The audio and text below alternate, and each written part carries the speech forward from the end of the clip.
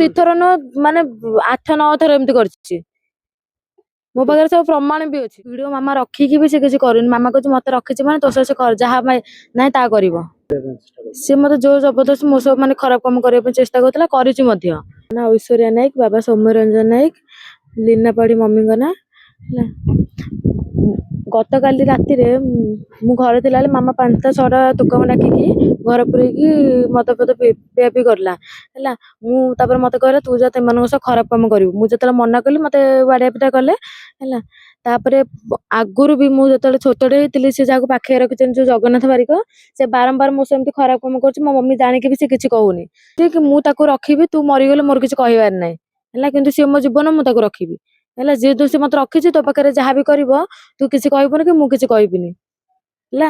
ମୁଁ ଭିଡ ଛାଡି ଦେଇଛନ୍ତି, ସେ ତାଙ୍କୁ ରଖିଛି ମୋ ମମି ତାକୁ। ମା ଜାଣିଛି, ମା ଆଗରେ ବି ଉପସ୍ଥିତିରେ ଏ ସବୁ ହେଇଛି। କଣ କହିଲେ ମା? କଣ କହୁଛନ୍ତି? ମା କହୁଛନ୍ତି ମୁଁ ତାକୁ ରଖିଛି ମାନେ ମୁଁ କିଛି ତା ପ୍ରତି ଷ୍ଟେପ ନେଇ ପାରିବିନି। ସେ ପିଲାଟା କଣ କରେ?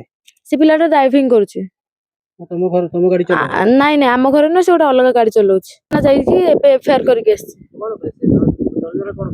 କାଲି ରାତିରେ ଯାଇଥିଲି ଯେତେବେଳେ ଥାନା ବାଲା କହିଲି କି ଆଉ ତମକୁ ଏଜ ହେଇନି ମାନେ ଆମେ ତମର କେସ୍ ରଖିବୁନୁ।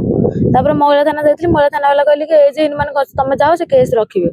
ତାପରେ ସକାଳେ ଓକିଲକୁ ନେଇକି ଯାଇଥିଲି, କେସ୍ କରିକି ଏବେ ଆସିଛି। ହଁ, ମୁଁ ମୋ ଘରେ ସେଫ୍ଟି ନୁହଁ ନା, ମୁଁ ରହିବି କୋଉଠି? ମୋ ମା ଯଦି ଏମିତି କରିବ, ମୋ ମା ତାକୁ ନୁହଁ ସବୁ ପୁଅଙ୍କୁ ବି ଏମିତି କହୁଛି ମୋ ସହ କରିବା ପାଇଁ। ଘରକୁ ଯିବିନି। ଆପଣଙ୍କୁ କଣ ଭୟ ଅଛି? ମୁଁ ଘରକୁ ଗଲେ ମତେ ମାରିଦେବେ, ପୁଣି ମୋ ସହ ଜୋର ଜବରଦସ୍ତି ଏମିତି କରିବେ। ହଁ, ବାଧ୍ୟ କରୁଛନ୍ତି, ଜୋର ଜବରଦସ୍ତି ବାଡଉଛନ୍ତି।